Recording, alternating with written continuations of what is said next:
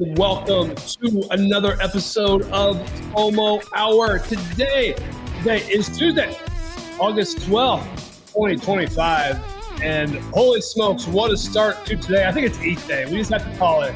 It's ETH Day, smashing through 4,400, a new single day record on the ETFs. Tom Lee is going to buy $20 billion more. Is this the setup to push to ETH 6K? We're going to break it all down on today's show. No Farouk, he's still out, but we've got Mando in the house. We've got Logan in the house and a special guest we'll get to here in a second. Mando, GM, how you doing?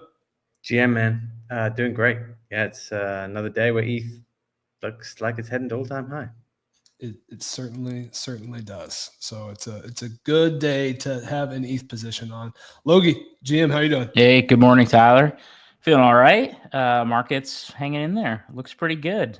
But 10% away now, right, from all-time high for ETH, something like that. No, I think a touch more. We'll have to look up exactly what the all-time high is. I'm not exactly sure. I think like maybe 49. I think it's 49. CoinGecko says 4,878.26, so $4,878.26 on November 10th, 2021. Well, it looks like it is in play. And folks, special guest on. We're on a streak. We're doing Abstract Tuesdays. We've got Eli at Proof of Eli. He's the host of Max Abstraction, one of the top abstract shows and streamers. Fun fact: if you've been with me since the FriendTech days, Eli created the FriendTech anthem that I played for all of the FriendTech shows. One of my favorite songs in Web3 history. Eli, GM, how you doing? Thanks for coming on. GM, I'm doing great. I throw my glasses. Once I realized Farouk isn't here, this is my best replacement that I can do. The hair, the glasses, I can't do the accent. But yeah, I'm doing good. I woke up to ETH 4,400. I mentioned it on the show, but pre-show. But for the last 2 years, I've been Solana maxi hardcore, just trading meme coins, and Abstract incidentally turned me into an Ethereum maxi. That's all I touch pretty much now. So it's a good day. Fortunate. A fortunate change indeed. And you do have the Farouk vibe. That's more energy. More energy. Man. Oh, well, guys, for 4,400. All right. Now we're talking. Pretty good. I almost did a spit take on that one. We'll have to lean more into that. Well, folks, what are we talking about today? We're going to do a market report, CPI this morning, what it means, ETH pumping, new record on the ETFs, the accumulation race heats up. We've got new L1s from Stripe and Circle. What does that mean? Monero's facing a 51% attack.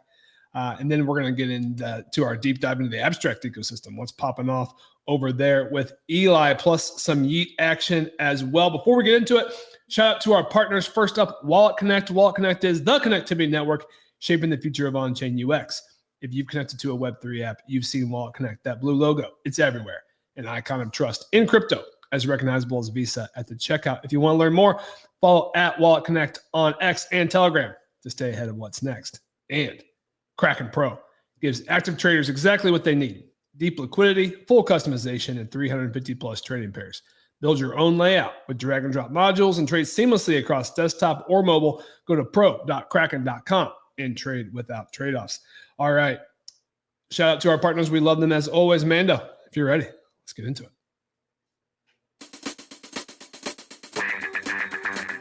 Who is the man, macro daddy of the land? Can you dig it? Yeah, GM, everyone. Sorry, not my normal setup, but it is a very, very strong day again, at least just for ETH. We nearly touched all-time high in Bitcoin. We kind of dipped back down again, and on that bounce, ETH has outperformed again versus Bitcoin and XRP and Solana and all the other major L1s. I think it was one of the only altcoins, or one of the only coins in the top 100 up over the last 24 hours this morning. We had a CPI print that came out just before the market opened, which I think was mixed. Like core CPI was higher, although the headline CPI was maybe marginally lower. I don't really think it changes anything, but I wouldn't say it was like some super bullish CPI report. Points to maybe some levels of persistent inflation, which, I still think they're going to cut rates, but maybe just not at the pace that people thought they were going to. And ETH ripped on the back of that again. I think the main thing there is that these treasury vehicles and the ETFs, there's been a couple of pieces of headlines. So with the highest day ever for ETF inflows yesterday, we had over $1 billion going into the ETH ETFs. This is now comfortably ahead of the Bitcoin ETFs, kind of day after day at the moment. So it's looking very strong for the ETH ETFs, just in terms of new capital. And then we had Bitmine, who now has already $5 billion worth of ETH, has filed for a $20 billion at the money program, which is an equity shelf filing. This doesn't mean they're just going to go out and buy that, but they basically have filed the shelf to go and do that. It's very similar to like when Saylor's done it in the past. These sort of figures are close to the figures that Saylor has done recently, but ETH is a much smaller asset. So as Tyler said, I think in his tweet today, like this is the route for them to try and get 5%. They are being very aggressive about it. And it's not just them, you know, obviously you have a Sharplink file yesterday to issue more shares to buy ETH. And there were a couple of others. I think there's Fundamental Global bought $200 million as well. So there's a few at the moment just raising capital to buy ETH. It does feel like Tom Lee's vehicle is the top one though at the moment. There's obviously probably been some front running of that, you know, like a very public shelf filing like that. I'm sure people kind of knew about, which is probably why it was so strong going into the open. But it doesn't feel like one of these things that's necessarily the right thing to fade. Kind of makes sense that it would rally with 20 billion of inflows. I continue to, you know, as personally as a trader, I'm continuing to reduce and buying a bit of Bitcoin here, just because like with each successive percentage point higher, I think it's looking a little bit more frothy. But yeah, I'm definitely not getting out of the whole position given the strength in this thing at the moment. Everyone I think is on CT is very keen to play the rotation play, and yeah, every single time it looks like we're set up for a rotation, it kind of gets burnt. You know, there was maybe a rotation into hyperliquid, and then that dropped 5-6%. There was maybe a rotation into top meme coins, and then Fartcoin drops 20%. Even Solana went down all the way back down to like 172, 173 this morning. Like it's a bit of a graveyard fading ETH right now. It's complete opposite of what it was like 12 months ago, which was everyone saying, oh, you got to get back into ETH, this will be the turn, and you just got burnt trying to do it every single time. And it feels a little bit like that going the other way this time. So I'm wary about reducing my position too much even here. Makes sense. A lot of follow-up questions for you. Where to dig in? I guess one somewhat notable about this move is it's mostly just an ETH move, right? Like we haven't seen a whole lot of ETH betas move on the back of this, really, right? ETH betas have not been the trade. ETH is now comfortably. I mean, when we were on this show and we spoke about ETH, just when Sharplink was started, right? ETH was trading around 2,500, I think, roughly. Mm-hmm. It's now at 4,400, which is up 70%. Yeah. Maybe slightly higher. I mean, MOG is up about 40% in that time. Pepe is unchanged in that time. Think about how crazy that is, as those being popular ones. And then obviously REKT has had a different sort of trajectory. Like REKT has definitely outperformed. But if you played the ETH beta trade, there's a lot of coins here which didn't even come close to beating ETH. ETH has actually outperformed the altcoin index by about 50% since then. I wonder if this is going to be somewhat self-reinforcing at this point, if folks are just going to exit ETH betas and just trade ETH on leverage on hyperliquid. Like if you want to get more ETH beta, you just go 2x or 3x, and then we'll see late longs, and they're going to have to stomach the volatility. But this is a brutal chart. Like if you thought Pepe was the #1 ETH beta and it's red, it's down 1% or 7% on the month, while ETH is, what's ETH at on the month? It's up 46%. Like, that's kind of shocking. Well, I think it's. I mean, it's not shocking if you've been watching this show. Let's put it that way. Yeah. But I remember this exact same thing happening with Bitcoin, right? It was like, what's Bitcoin beta? We need to find, and Bitcoin beta was even more difficult to pick, right?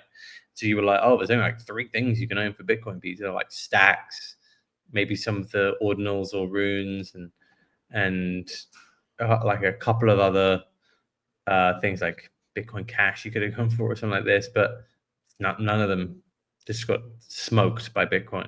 And the thing about it is the higher it goes, particularly on a rel-var basis, the more it's a bit painful. You know, it's like, am I really gonna switch Pepe into ETH? Yeah, you know what I mean? Yeah. And I don't know the answer to that really, because I do think that we will see some of these coins move, but I can't guess which ones. And I think it can take longer than we think it will. Do you think it just turns into a situation where ETH needs to cool off for like L2s or alts to run with it, or do you think it's just like lagging? I think it's rather than it's just a quick cooling off. I think we're talking like this could take months for that next rotation. It'll probably happen starting with Solana, but it just doesn't feel like that, right? When ETH stops pumping, the whole market sells off. It's not like, oh, this is the time to rotate. There've been certain moments like yesterday where it felt like, oh, maybe we'll see a little bit more of a rotation into like some of these other stories, and straight away, like ETH just takes it up again. It's just so similar to when Bitcoin did this exact same thing. Yeah. And everyone spent their time waiting to play the rotation, and Bitcoin just did like an 8x. And what's different about this cycle, right, is this is ETFs, which is a separate pool of money, and it's the treasury co's, which are also just buying. So you don't see quite as much on-chain rotation. The wealth effect is still very real. So I do think you can start to speculate on what happens when the ETH wealth effect really kicks in. And I still do think there is a strong NFT bull case to be made for top NFTs, not the whole broad ecosystem. NFTs, I think, are one of the only things that's outperformed ETH, like the top NFT projects. Yeah. Of the ETH beaters. Pretty much all the major projects, because they've kind of kept ETH gains and they've their floors have gone higher. So yeah, I actually haven't been monitoring the Punks floor in ETH terms as much. It's at 55. What is it in crypto? Yeah, I mean, look at that. So it's been a great way to build more ETH over the past 6 months, and that floor is basically $250,000 right now, which really happened quickly. I was showing this tweet from Tulks. I want to come back to this. We've seen these numbers before, but on a market cap adjusted basis, they are like really insane. So $1 billion into the ETH ETFs yesterday is effectively the equivalent of $5 billion of inflows into the Bitcoin ETFs, which is by far bigger than we've ever seen. So this is basically an adjusted single day record across all the ETFs is how I'm looking at it. And then 20 billion from Tom Lee is basically the same that Saylor just did, that ran Bitcoin from 70K to 100K. And of course, there are other factors. You had the Trump tailwinds post-election in there as well. But 20 billion in ETH is equivalent to 100 billion for Bitcoin. Like if Saylor said he was going to raise 100 billion for Bitcoin right now, like what would happen? So like I'm saying this to agree with your point. Like it's kind of hard to think that there is a near-term top in play just because of this level of capital inflow without some kind of a major macro swing happening behind the scenes. And like I want to be cautious, but man, like this is just such a crazy setup. Yeah. I think it can still, if ETH goes lower right now, it feels like everything goes lower rather than just ETH goes lower. So if you want to be long crypto, basically. I mean, I told you I've been buying Bitcoin. Yeah. So like I have been rotating a little, like I have been rotating since 4K into Bitcoin, but I mean that was before someone else a $20 billion raise to buy more ETH. I don't know. Like feels like this is a freight train. I do just, part of me does think that as soon as everyone really rotates from Bitcoin to ETH is when Bitcoin's going to have the surprise candle up. Almost like how everyone on X was saying, everyone rotated to Bitcoin. Like even TG was like, everyone was talking about rotating to Bitcoin. Same thing. Yeah. Whenever TG full port something is when you need to start looking for other trades, I think. Logan, curious for your reactions to all of this. I think you've been monitoring. Yeah. I think the stark reminder here for me has just been the winners winning thing. Mando's highlighting all the potential future catalysts as well. And really, it doesn't really feel like there's any reason to potentially get out of your own way here. A week ago, it felt like ETH was up for, infinity %, and it had to cool off or it had to slow down, right? Or at least personally, that's how it felt. That's just, the nature of markets and human psychology, I guess. But then if you take a look at that 7-day number, it's up another 22%, right? So, we've talked about hard road, easy road for things like Bitcoin before. It feels like ETH is a little bit on the easy road. People are lining up to buy this. Why am I trying to create narratives in my own head as a reason not to participate alongside? That's what I'm thinking about as I listen to you folks talk about it. Not any like super insightful macroeconomic thoughts, just more or less like, winners win and people are committing to buy this asset, perhaps $20 billion plus worth of it. Like why am I trying to come up with reasons not to participate alongside? Well, Wall Street only has 2 chairs, Bitcoin and ETH right now, right? There are no other chairs, at least for the near future. Well, I guess BlackRock chairs, but BlackRock is the big dog. This chart sure looks like the easy road. I don't know if Bitmine stock is on the easy road though. I do just quickly on this. This trade I think is more tricky now, knowing that they're going to be selling $20 billion at the market here basically as rapidly as they can. I think the other piece of this is Joe Lubin and Tom Lee both literally have to race each other because they're both trying to accumulate as quickly as they can and the price is going up. So they are kind of forcing their hand, so to speak. So I don't know what that means for either of the stocks here in the short term.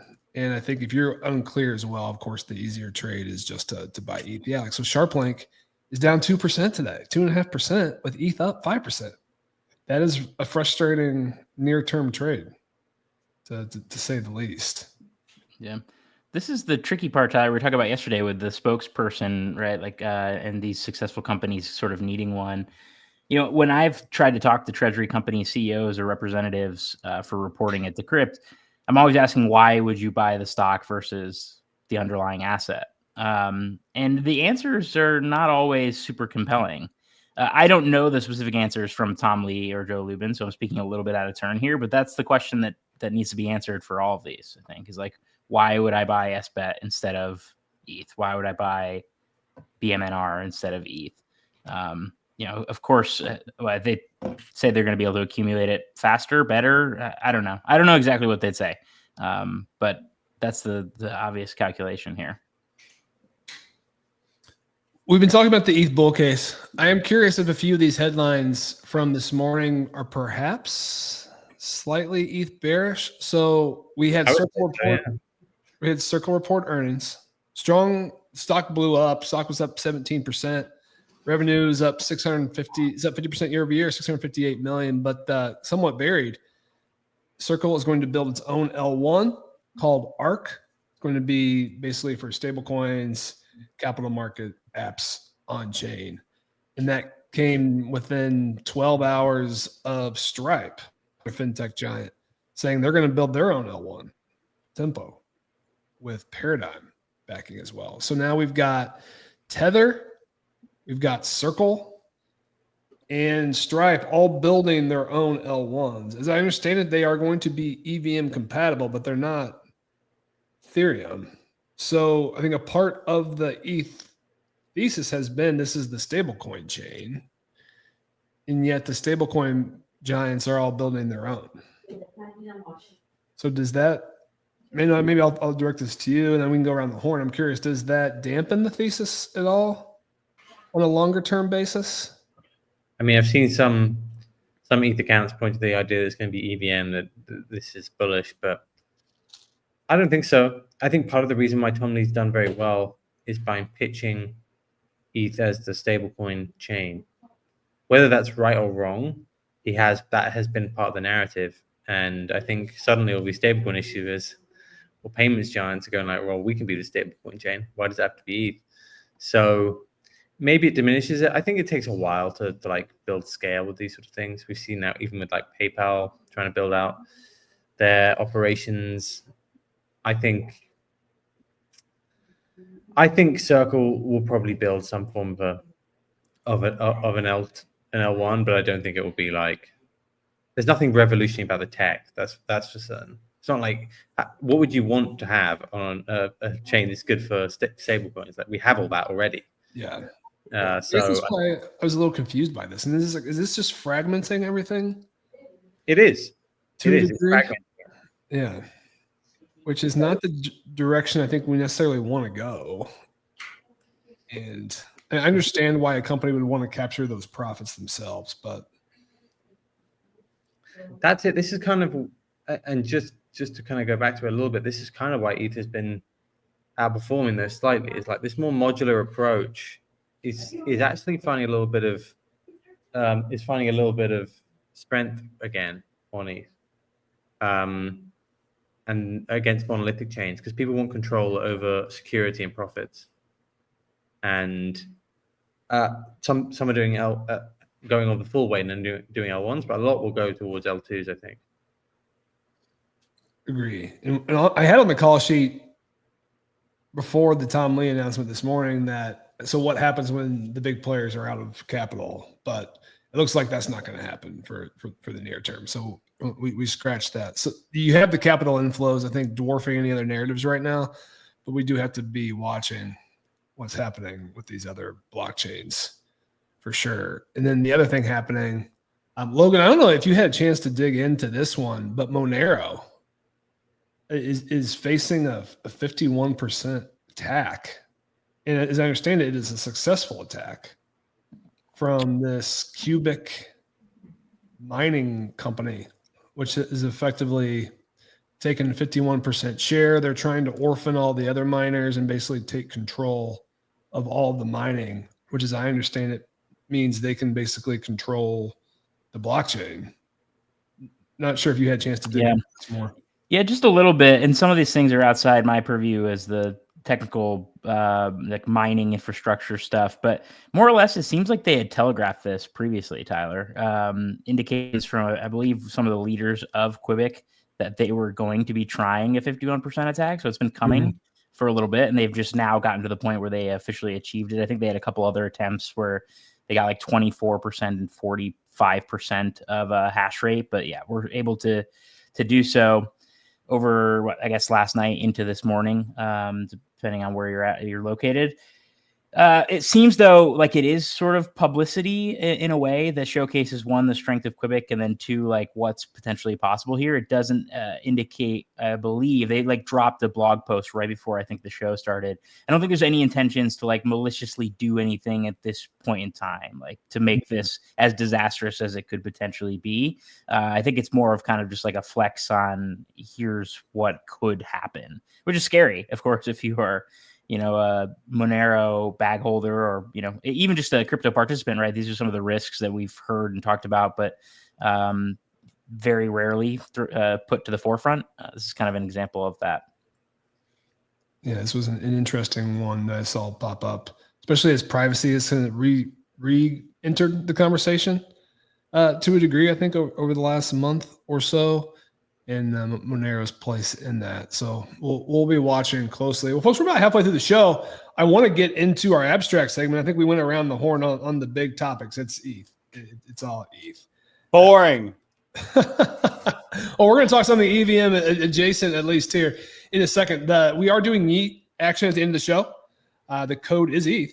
today if you missed that. So stay tuned till the end. But Eli, I mean, man, now it's your time to shine. What's been happening on Abstract? I feel like I'm watching it at arm's length. I'm not deep into this ecosystem as much as I need to be. Sure. And I've got a lot of FOMO. Like high level, what's been happening? Yeah. Well, one, I would say you are not alone. I genuinely thought by now Abstract would have caught more mind share in the crypto space. I thought it was going to get, I thought by now, because what are we, like 6 months in at this point? I didn't join until March, basically. But I've looked around and I've, people are busy with Hyperliquid. People are busy with Mega ETH, maybe, but most people still in Solana. Most people still maybe on mainnet Ethereum. But it's been honestly a really, really great week. The whole joke lately has been Abstract August. It's been somewhat of a explicit marketing push that caught on from the team. Started off really bad in the beginning of August. Everything was kind of nuking a bit. Meme coins on Abstract have been notoriously very, very difficult. There has not been a ton of liquidity, not a ton of volume. But in the last week or two, things have significantly moved. And for example, I mean, dude, a month and a half ago, I think we only had maybe four coins that were above 1 mil market cap. Now we have quite a bit. Volume TVL has increased. A lot of that came from the Abstract team pretty much pushing, saying, hey, if you bridge over all your Pengu from Solana, we'll give you XP boost. And so that was a very, very cheeky way of increasing TVL very fast. And so it's been doing really well. Projects have been popping off. Finally, Luca and Abstract have not been super hesitant to dive in on meme coins on Abstract. They've finally started taking a liking to it. Luca went around the other day. Luca, he didn't put much money in. And I think that's because he's not going to sell any coins. It doesn't really make sense to pour a shit ton of money in them. But he went around and bought, I think, maybe like 8 meme coins and said it was very methodical, the meme coins he chose. Oh, wow. And it just kind of made a lot of them pop off, a lot of speculation. He also went on an interview with shout out OG Mindful Markets, where he said, I'm going to make a push we're going to get some sex listings, for some of these meme coins, basically. And so that's kind of caused a lot of speculation. The coins he bought, are these the ones that he's really looking at to making these push? And so it's been really awesome. Something I wanted to bring up too is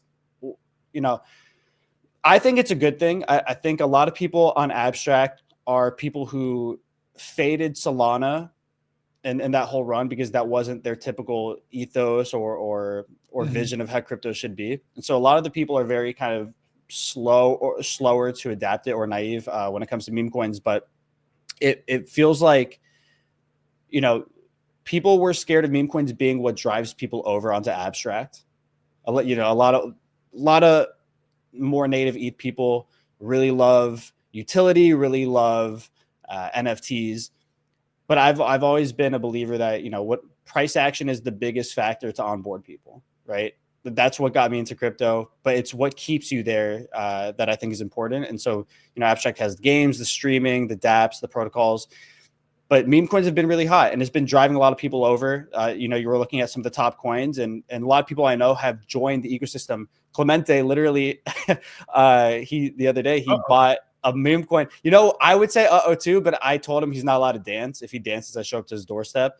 So it's been doing really well. But yeah, high level, it seems like in Abstract August has been a big marketing push where new meme coins are joining, new projects, new games are not only being made, but almost bridging over, right? They're coming over here because there's product market fit. And it's been a really, really great month. And I do think it's funny. I have a slight edge, I think, maybe as a creator, an investor, a trader, because I was in Solana for the last 2 years in the trenches nonstop, to where I see dips and I have zero fear. I see pullbacks and I'm like, okay, if I zoom out a little bit, it's fine. It's just funny because we have like a little bit of pullback maybe yesterday after a 5x on almost every new coin. Everything was popping off. And and I think everything's kind of setting itself up, especially with the Ethereum run looking juicy. I think it bleeds over a little bit. There's a lot to unpack, and I feel like the start of abstract, it was very app focused and game focused. And I'm not saying it's not now, but I think what was lacking is there wasn't a ton of capital on abstract, and there really wasn't a whole lot to trade on a daily basis. And we had like a brief NFT season, right? When I think OCH Heroes, when that game got fired up and those NFTs all ran a little bit. We had like the Bitcoin round one. I know they're trying to rejuvenate that now. But it seems like there's been a shift in the last couple months. And I was just showing the board. I mean, these things are up 100%, 150%, 250%. So now people are starting to make some money. Well, and here's when we talk about the meme coins, I think what's really interesting is that, and even like good amount of the NFT projects, abstract is obviously kind of ran, but they're not the same team. Pudgy Penguins is not the same team as abstract, but there is some adjacency there. It does run a little parallel in ethos and vision. And I think what's been interesting, and I tweeted this the other day, was from the beginning, a lot of these top meme coins and IPs are, like God the Dog, like they're coming out the gate swinging with the same vision as Pudgy Penguins. They're all trying to become, IP brands that can generate revenue, that can build lore, that are trying to run that same playbook. And I think that's what's been really interesting. I think I was talking to Finn the other day, but these initial IP coins, right? Because I don't really like calling them meme coins at this point. It just feels like IP coins. They're just trying to create brands. It feels very, very strong. Like God the dyslexic dog, right? It's just dog backwards, and it was launched by Nish, who's in Australia, but he works with kids who are dyslexic. He works with children, stuff like that. And so they've created a brand. They're going to work on like kids books and all this kind of stuff. And on Solana, like you don't see that, right? You don't see brands or people just come out swinging trying to build brands. And I think it's been really, really strong. They've been building community, working on revenue generating streams. And so now that TVL is coming over through maybe Pengu, or maybe people are seeing price action they want to jump over. We've seen these violent rips because they've been waiting for this. They've been building it. Even if it's not been months and months and months, it's been long enough. And I do think it's interesting too, because everyone's been so used to low volume, low liquidity, that 200K market cap on abstract is basically like 2 mil on Solana. It was very difficult to move, but it's been fun. It's been awesome. And it's like you said, there have been like pretty significant onboarding moments. You said one of them, On-Chain Heroes, Bitcoin, Gigaverse. Some of these have been really great, but there wasn't a DeFi moment. And I think like what you said made a ton of sense, because abstract has been pretty open about that was not their focus. Be it like the streaming, the creative side, building something that other chains didn't have, other platforms didn't have, was their focus. And, I do believe now they're going to start making a big DeFi push. They're about to revamp their entire portal. Whether it's the AGW swapping, maybe the streaming, maybe they'll add dark mode finally, which is what we've been waiting for forever. But yeah, so I think the DeFi push comes soon. I think it drives a lot of people over finally. The liquidity push, the joke of they're going to finally turn marketing on. That's what we're really looking forward to. I'm taking a step back. Why did you start streaming in abstract? I don't recall. I don't remember you being like a big streamer. No, I never did. No. Yeah. So what gave you the kick in the pants to get going? Genuinely, it was because I spent the last. So for some context, I first kind of got my start in the space because of like Web3 gaming, Neo Tokyo. My persona was called Rat King, and I was like, that was just my thing, right? I wasn't doxxed. That kind of eventually ran its course. I didn't like going to live events and people shaking my hand and calling me Rat. It just didn't feel great. So then I shifted into making music, because I made music in Web2, and I was like, you know what, like whatever, I can maybe make money, have fun doing this. Music NFTs went how you thought they did, went how they did. And yeah, I spent the last year and a half just trading meme coins, aimless, fruitless, joyless. Like there was no passion for me, and I was pretty unhappy. And then, around December, everything happened. Finn gave me a call. Me and Finn have been friends for a while. If you don't know him, he's the head of marketing at Abstract now. He was head of marketing for Ronin previously, and before that, Super Plastic. And he gave me a call. He's like, hey, like, I'm thinking about taking this job. What do you think? And so that's how Abstract got on my radar in the first place. But, you know, I faded it. I didn't really care just because I was so hurt through the whole December debacle going January with how crypto went. Sure. March swung around. It was my birthday or a few days before my birthday. And I just kind of did some self-reflection. I didn't like where I was in life. I felt like I was just gliding through. I was trying to make money just through trading. And I didn't feel like I was building anything. I didn't feel like I was waking up working on anything. Yeah. So yeah, my birthday was swinging around. I was like, look, I'm just going to give this a shot. I've never created content like this before. I've never done this before, but I'm going to come in swinging. When I do something, I really like to dive in as hard as I can. I'm very 0 or 100, whether that's good or bad. And I just felt like this is something I could do because I like talking. Obviously, I've been talking nonstop ever since I got the chance on here. I really love building relationships, and I love learning. I love asking questions. I'm okay with looking like a stupid person. Like, I have no problem with that. And so I just felt like, you know, I can interview people, I could talk to people. And so that's just kind of what I did. I turned on the stream. I texted Finn. I'm like, hey, would you come on? I made a show name, Max Abstraction. I just wanted something where it felt evergreen, where I could show up every day and do something. And it felt fresh. You know, so you guys understand this because you're doing interviews, you're talking about market every day. That's evergreen. It's always going to be something for that. And then Easy made this sign for me because he said your room is fucking boring. Get something. Cool. Yeah. And so I dove in streaming. It's been really, really fun. You know, I looked at Clement and I looked at ICO Beast as inspiration with their whole blast run. And I said, why can't I just do this on Abstract? And yeah, it's been really, really great. It feels very natural, which I'm happy about. It doesn't feel like something where I have to get up and try to fake and, you know, plan out super hard. And then on top of that, I just started hitting really good trades on Abstract. And that's kind of helped a lot too. It's helped build some credibility, I think, through my experience with Solana. And then Gigaverse hired me a week ago or so. And so I just feel like I found my place, and I'm super, super blessed. I feel like after years, I have some purpose now, and I'm very excited.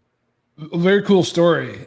And I think perhaps inspirational for a lot of folks who are trying to find, you know, their next step. And that resonates with me because I was in a similar boat 3.5 years ago, just kind of wondering what I was going to do next. And when you don't have anything to do on a given day, you can quickly spiral, and it is nice to have purpose and something to do. I'll just cut straight to the point. So I can appreciate that. And now you're having some success. So let's talk about this. You have 235,000 XP. Yeah. This past week. Yeah. So yeah. This is probably, I mean, I've seen maybe a couple higher, but this is definitely like one of the highest earnings. And this kind of goes back to what we were talking about. So XP basically, you know, it's points. It's like maybe like you compare it to Blast Gold, I guess, if you want, but it's not something that can necessarily be farmed. You know, every week they reward actions on a level that they're not transparent about on purpose because they don't want people to game it. So, you know, whether it's maybe through playing games, whether it's through you know, certain behavioral methods, maybe it's through actual manual point allocations based on maybe your X performance or stuff like that. And recently it was really mostly allocated to holding high value in NFTs. Meme coins, it was very, very hard for people to feel the love. And then about 2 weeks ago, I think, or almost 3 weeks ago, they out of nowhere tweeted, hey, by the way, almost like check your wallets for, you know, for Zuki, but they basically like, hey, check your points. And out of nowhere, everybody who was holding meme coins was finally getting a boost. And that's honestly kind of when meme coins on Abstract started ripping, because people felt like they were getting love and value from also being involved in the ecosystem. People felt like they can start buying and holding what they actually like instead of only buying and holding things that we believe are giving us XP, whether it's, you know, certain NFTs or gaming assets. So that flicked on, and meme coins have been my bread and butter.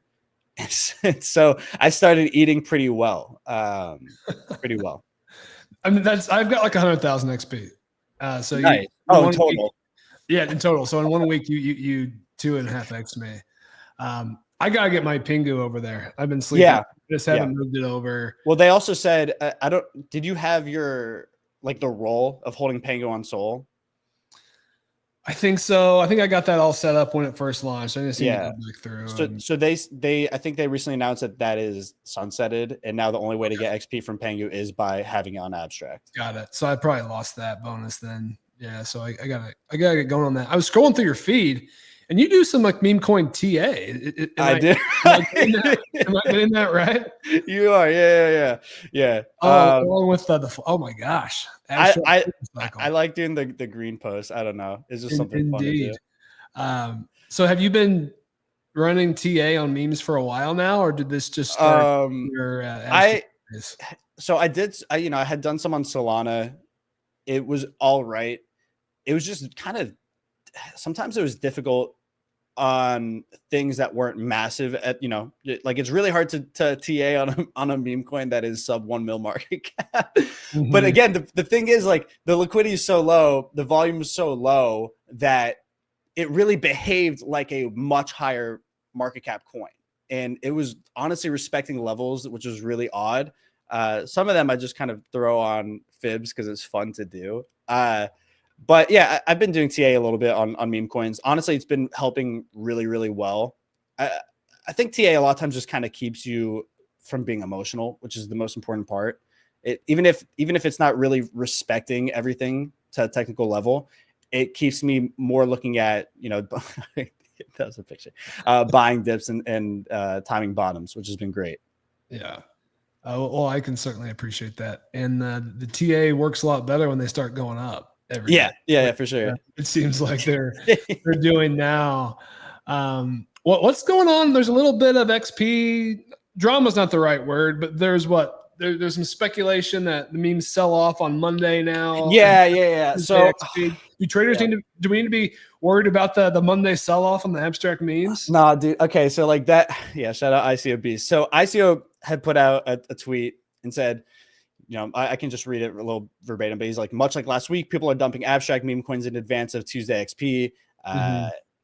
And, we saw like a little bit of a pullback on coins, but I think he failed to mention that we had just had the biggest meme coin day on abstract the day before. Yeah. Like, I think God the Dog went from, I don't have the term from, but like maybe 1 mil to 7 mil, which is a massive jump on coins on abstract. And a lot of this came from Luca buying some of these coins, right? He bought God the Dog. He bought Alpha, the unicorn. He bought a lot of the coins he bought were coins that aren't derivatives. Obviously, like he had mentioned, he believes the next Pudgy Penguin can come from abstract.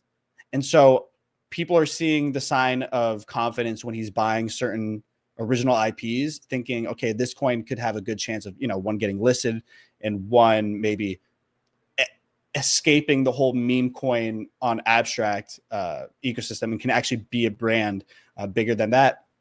And so, people were taking profit yesterday.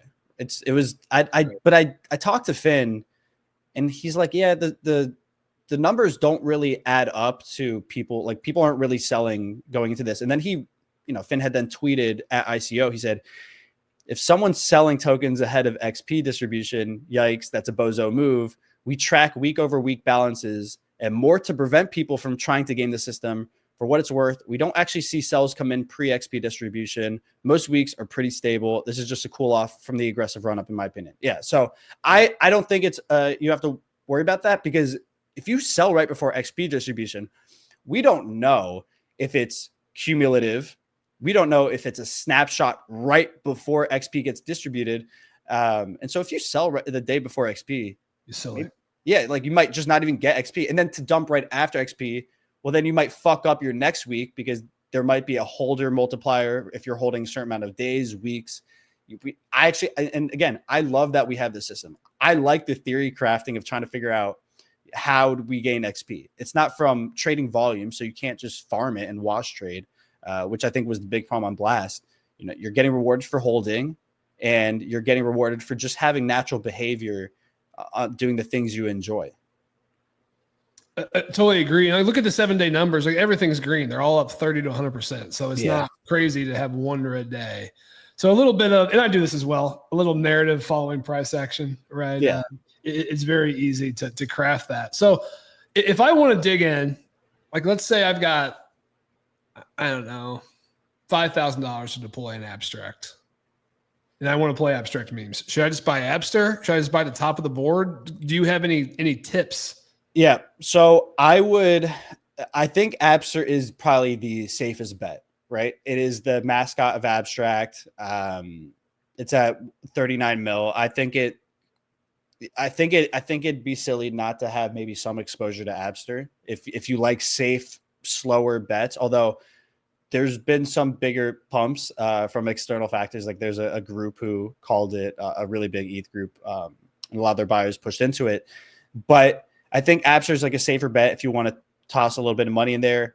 You know, it's kind of like playing Bitcoin to Ethereum, though. So it depends on the move you want to make. Also, I will say it's also not similar to Bitcoin because the one thing people have to realize is that mascots don't always end up being the top coin of the ecosystem, right? Like Toshi on Base. Of course.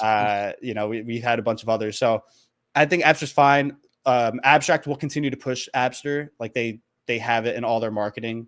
So I think it's fine. I really do. My buys are actually, I pretty much front ran Luca. My buys are the coins that I believe have strong IP that they can build a real brand out of. So God the Dog is like one of my biggest conviction bets. It's not my biggest size bet because I just didn't position it properly. But it is my biggest actual conviction bet of what can grow out of abstract to be its own big brand.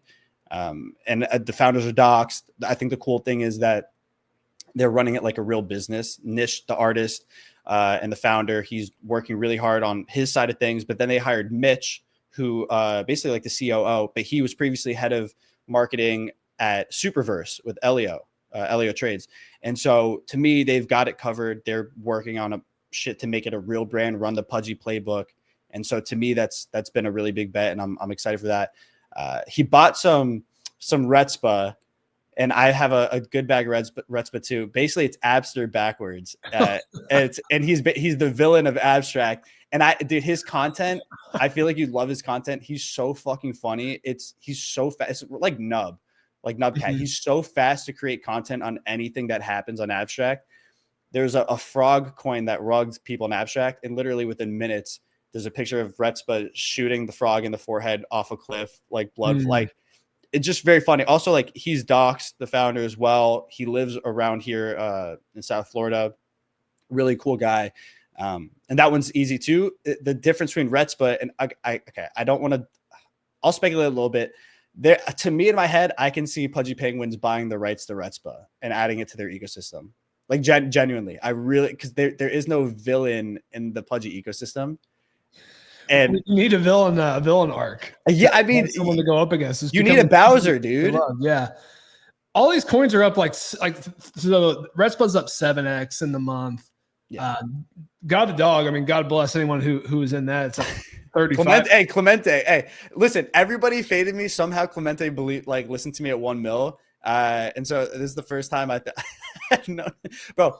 Clemente out trading me is my literal nightmare. And I'm just getting pwned by everyone in the abstract ecosystem, and I see it every day, and it's just it's painful. Because our intern, I tailed him into a couple of abstract calls, and they were not as good. So just putting that out there. But yeah, I mean, there's a couple other good ones. Obviously, Bitcoin, you're aware about the whole CTO. They've been running it back very hard. Shout out to them. Mm-hmm. They added me in their game the other day. Like, you could buy it, or you can't buy. Actually, if you guys want, usually it's if you come on my show is the thing, but I can get you whitelisted. It's a 1-of-1 mining rig, I should say. But yeah, Bitcoin been really cool to watch them do their thing. Gooner 3x on the week, dude. But the funny thing is, like, I don't think it slows down because most people are like you, where they haven't entered. They're waiting for a pullback. And now that abstract has been pretty clear, and Luke has been pretty clear that they're not rewarding traders, they're rewarding holders. there is a strong incentive to not just nuke their bags on any given day that there's a pump. Shout out to people who take profits, like that's fine. Of course. But I do think as TVL increases, we melt up. I do think people are going to hold for incentives for XP for the airdrop, and XP, obviously, Luke has been clear, it's going to outlast TGE, and it's going to be something that's tangible even after that as well, like something like Amex points. And I think there's a lot of strength in real brands, even when it comes to REKT, right? It's like people want brands that are generating revenue through products and services. And so I think the cool thing is with Abstract is the top meme coins are basically running that playbook out the gate. And so I think it'll be a really cool indicator, really cool to see how that plays out long term. When do you think TGE is going to be? So, Luca said a Q4 originally. In my head, I was like, oh, dude, Art Basel's the perfect time, like to just announce it at a big Abstract party. Cause he's done before at Pudgy World parties and at Art Basel, and that's Q4. Then Finn was like, we'll do TGE when it's needed. And I'm okay with, like, I would rather TGE be delayed because I'm having fun. Like, I think the ecosystem is growing a lot. If TGE just happened too soon before the ecosystem really matured, I think the team understands not to do that. And I will say also, Abstract has not, they've been pretty clear they haven't turned on the marketing. And when they say turn on the marketing, it's towards Web 2, not Web 3. I think Abstract's just not there yet, right? The portal's not there yet, not enough dApps. I don't think the platform is ready when it comes to just functionality. And so I think they're not going to do TGE until all that's set. So I would say maybe Q4, but I would really like Q1, honestly, in 2026. I think that's probably the right call. I don't think they're going to rush it either, because we all know, like, this is a thing you just got to get right. Well, there is one dApp on Abstract that we all know and love over on this show, and I'm curious, are you dabbling on MYRIAD? Are you getting into the prediction market streets? I need to. I did originally when I first got into Abstract. I haven't, but I really do need to, because there's also a badge. People don't know there's a MYRIAD badge on Abstract. It's a hidden one, but I think it's if you have $500 worth of volume, you get it. And so I still need to get that badge, so it's a good incentive. But I need to. I definitely need to. All right, here's what we should do. We should either me or Farouk come on your stream one day, and we'll go through some MYRIAD markets and Let's we'll do do it. some prediction market content. Yeah, because like that is the one thing about prediction markets that I love, and part of the reason why I'm so bullish on them overall is it is evergreen content. Like you can show up and have something to talk about every day. And I don't really think, like, this is a niche. This is kind of a PSA. There aren't really many people leaning into prediction market content exclusively right now. No. And I do think that is a niche, especially as these continue to grow. So we'll look at that. Well, I mean, Eli, this has been an awesome combo. Thanks for joining us. Where can interested people find you if they haven't found you already? Yeah, you can follow me on X, which is Proof of Eli with a Y, not an I. I mean, basically anywhere. So yeah, on X, IG, you don't want to see my gym pics, but it's proof. If we do, they're on your Twitter as well. Yeah. Some of them will be on Twitter, but they'll be all green for Abstract. But yeah, find me on X, Proof of Eli with a Y. Probably need to learn from you guys and start making YouTube content and stuff like that. So maybe soon. When Max Abstraction is just kind of a periodic show.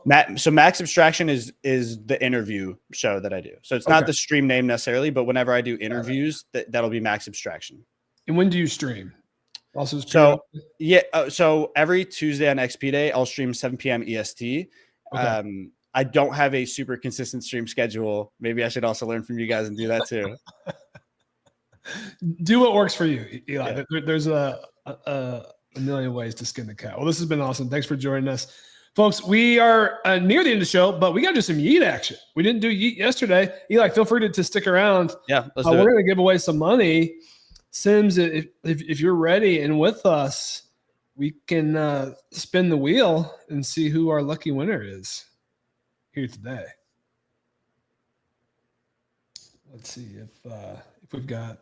So there he is. 1 second. Doing 2 windows there, it's a bit hard. These things happen. Been itching to play some lamb chop. It's been too long. Eli, have you ever seen the YEET games? I have not. I mean, I've seen it on my X a shit ton. I actually don't ever gamble, even though I live next to one of the biggest casinos. But I started recently on Abstract, so maybe I should give it a shot on YEET. Just meme coin TA. No gameplay for you. All right, we're spinning the wheel. Who do we got? Ponzi RD. You have won today. All right. So if you're in the space, feel free to jump up and join us, or if you're in the chat, you can just ping us as well. Their handle is, wait, do they not have a kick handle then? Yeah, it might be. It's done this before where it hasn't shown before. So worst case, we run it and we'll pick them up afterwards. Okay. It does say he's in here, Sancho Ponzi. Ponzi is me. Sancho Ponzi, okay. Not seeing them in the space, so I guess do we just I don't see them in the chat, which is hard for me to run like a lamb chop if I can't see them. We could just do Plinko today. I think that's going to be the better one to do it for now. Just go with Plinko, yeah. Let's just do Plinko. Maybe we'll do $20, $25 balls today. Give them a few more bringing that up. All right, Ponzi. Well, you're going to walk away with $500 no matter what. And we are going to play Plinko today, which you'll have $500 in action on as well. Plinko has not been the best to us over the last few weeks, so we are due. You are actually in a very good spot as soon as we get this up and going. And go. All right, so we're going to do $20, $25 balls. People are asking about 2 winners. We're doing that on Fartcoin Friday. Yeah, Friday, 2 winners, folks. Fartcoin Friday. So how do you want to do this? $25, 20 balls. 25, high, turbo. Where's the and number? then we do auto. There it is. Yeah. 20. All right. 20, $25. All right. You ready? Here we go. Let's do it. All right. No audio today, so we'll be the audio. This is going fast. All right. Left to right. Who we got? Okay. You left. There's a 4X. A couple 4Xs. All right. I didn't see what it was before. I think they probably ended up doing okay. Maybe close to breaking even. Something like that. I'm a bit disorganized today, so it's my fault. Controlling 2 screens. Probably. We'll give you the exact total, Ponzi. I think you won somewhere between $800 and $900 today. So a nice little win for your Tuesday morning. Well, folks, that is it. That's going to be our show. I want to thank our listeners as always. Thanks to my co-host. Thanks to Eli. Thanks to our partners. We'll be back tomorrow at 10 a.m. Eastern. Until then, go make it a beautiful day. Thank you for having me, guys. Bye.